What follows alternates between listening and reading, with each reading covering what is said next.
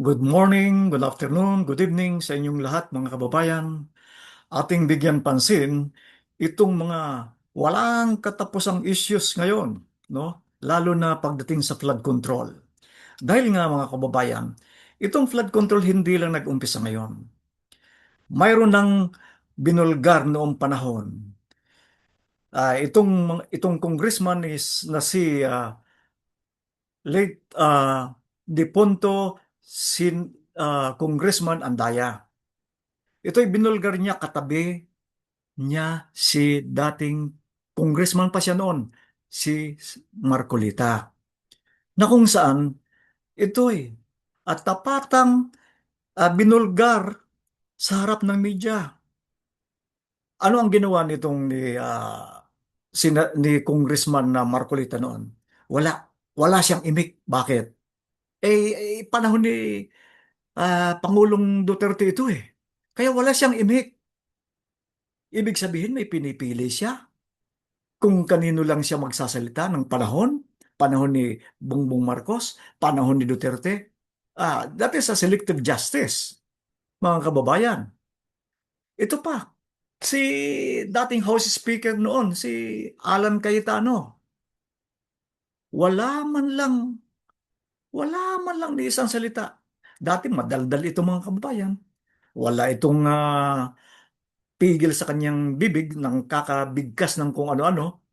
Siya ang ano noon, House Speaker noon, noong 2019 hanggang 2020. Nung binulgar ito, ni dating namatay na Congressman Andaya. Bakit, Alan? Bakit? Wala kang imik. Ikaw ba'y may amnesia? Ito talaga mga taong ito, ano? Kapag kakampi nila, tahimik. Pero pag hindi nila kakampi, ayun, dakdak ng dakdak. Kaya mga kababayan, hindi mo rin maintindihan talaga, ano, itong mga politikong ito. Si Marcolita at si Alan tahimik sa flood control corruption sa panahon ni PRR, PRRD. Bakit? Bakit? Pero ngayon, ayun, dakdak ng dakdak, putak ng putak. Dahil ba ito'y kakampi? Kakampi ni PRRD? Mga kababayan, mag-isip naman tayo. Mag-isip naman tayo kung bakit ganito itong mga politikong ito. Ano? Ito na, oh, may ebidensya na. May ebidensya na. Pero, grabe talaga, ano? Kaya ito, mga kung na to, ito sa aking mga kaibigan na mga iglesia ni Kristo, no? Buksan lang natin ang isip natin kung tayo ba'y nasa tamang pag-iisip o tayo'y nadidiktahan lamang. Sa lahat kong mga kababayang Pilipino, dapat naman tingnan natin ang tama at mali. Hindi yung porket kababayan nyo, kampi na kayo kahit mamamatay tao, kahit magnanakaw, kahit mura ng mura. Katoliko kayo, pero minura ang Diyos, pero kinakampihan nyo pa rin siya. Ano ba namang relihiyon nyo? Ay nako, pag katoliko ka, dapat ipaglaban mo ang pananampalataya ng katoliko. Hindi yung minumura na yung Panginoon nyo. Aywan ko kung sino talagang Panginoon nyo.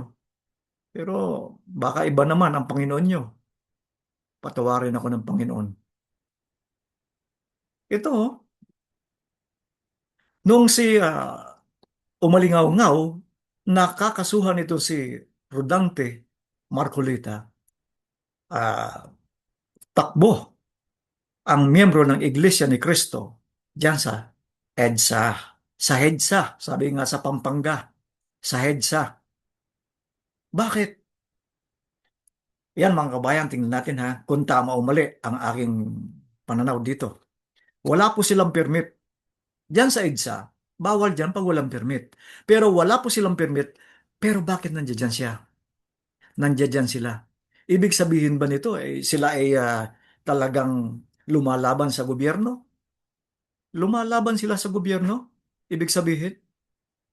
Ang sabi pa nito ni Edwil Zabala, hindi tutol ang Iglesia ni Kristo sa pagpapatubad ng batas, pero tutol kami sa pagbaluktot sa batas, lalo na kung ang layunin ay para pagtakpan ang katiwalian. Ikaw naman, oo. Ikaw naman sa bala, ano? Tingnan mo ang lumingon ka sa mga nakaraang panahon kung sino nagbabaluktot ng batas. Kung ano-anong pinagsasabi nyo eh. Bakit ba para kayong dinidiktahan nyo ang gobyerno? Sino ba kayo? There is a separation of state, no? Church and state, may separation yan. Pagdating sa politics, huwag kayong makialam. Pero you have the rights to express your grievances provided na hindi kayo nakakaapekto. Alam mo, ang karapatan ng tao, may limitasyon. Hindi porket sinabing karapatan, lahat na lang kaya niyong gawin. Hindi. Para naman kayong hindi nag-aral eh. Sabi mo pa, kahit ipakulong nila si Senator Marcolita ay hindi kami titigil sa paghingi ng katarungan para sa mga kababayan natin na ninakawan. Sino bang ninakawan?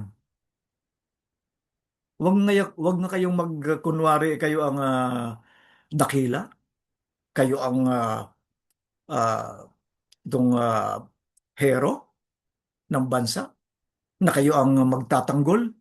Utot, wag kayo magkukunwa rin kayo ang kuhan. Dahil kung sa totoo lang naman, kapiranggot lang naman 85% ang Catholic, ang Iglesia ni Cristo ilang percent? Nasa 6% or something. Pero bakit ang lakas ng loob nyo? Ang lakas ng loob nyo. Dahil ba nadidiktahan nyo ang gobyerno? Dahil ba sa black voting nyo? Kayo naman mga miyembro ng Iglesia ni Cristo, ng aking mga kaibigan, aking kamag-anak dyan sa samahan na yan. Pasensya na po. Buksan nyo lang ang isip nyo.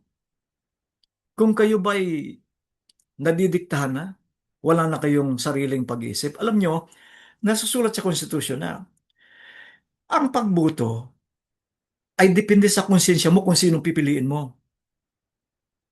You have to vote according to your own conscience. Hindi yung konsensya ng kung sino-sino. Malinaw po yan sa batas, sa konstitusyon. Napakalinaw niyan. Ano ang epekto ng mga ginawa niyong rallying yan? Ito pa pala mga kababayan, no? Si General Torre, isang iglesia ni Cristo, miyembro, no? Tiniwalag niyo. Bakit? Hinuli niya si ah, Digong, hinuli niya si Kibuloy, tiniwalag niyo. Nagpapatupad lang ng batas ang tao. Anong gusto niyo? Baluktutin niya yung batas? Si kaibigang Percy Lapid, anong ginawa niyo? Wala. Niwala kayong ni Hainihon nung pinatay. Kamiyembro niyo yun. Pero ni isang nagrally, wala. Nasaan ang presensya niyo? Ito si Senador Marcolita. Dahil ba siya ay senador? Dahil ba ang pangalan niya ay popular? Dahil ba siya ay maaasahan niyo? Dahil nasa gobyerno? Nako, maglubay nga kayo. Ano yung epekto ng nagyaring mga rally niyo? Ito, isang estudyante na iyak matapos hindi makapag-exam dahil sa rally. Hindi makadaan, hindi makapunta sa school. Ito pa, rider ninakawan ng susi ng kanyang motor at pinagbantaang papatayin ng INC members. Gusto mo? Gusto mo bang mamatay? O yan, nagmura pa. Grabe naman kayo. Ang dami niyong naperwisyo, hindi lang ito. Marami pa. May nanakawan, pulis nanakawan, ng cellphone. Kaya mga kababayan, sana naman mag-isip na tayo, no? Mag-isip naman kayo, huwag niyong pairalin yung dikta ng kung sinong may dikta. May konsensya naman kayo, di ba? Paano titino ang bansa natin kung ganyan kayo? Sana maunawaan niyo ang aking ah, pananaw na ito sa mga bagay na ito. Maraming salamat sa inyo mga kababayan. Ano man ang iyong sikta, magkakababayan pa rin tayo. Mahalin natin ang bansa natin. Bigyan natin ng kapayapaan ang ating bansa. Maraming salamat po.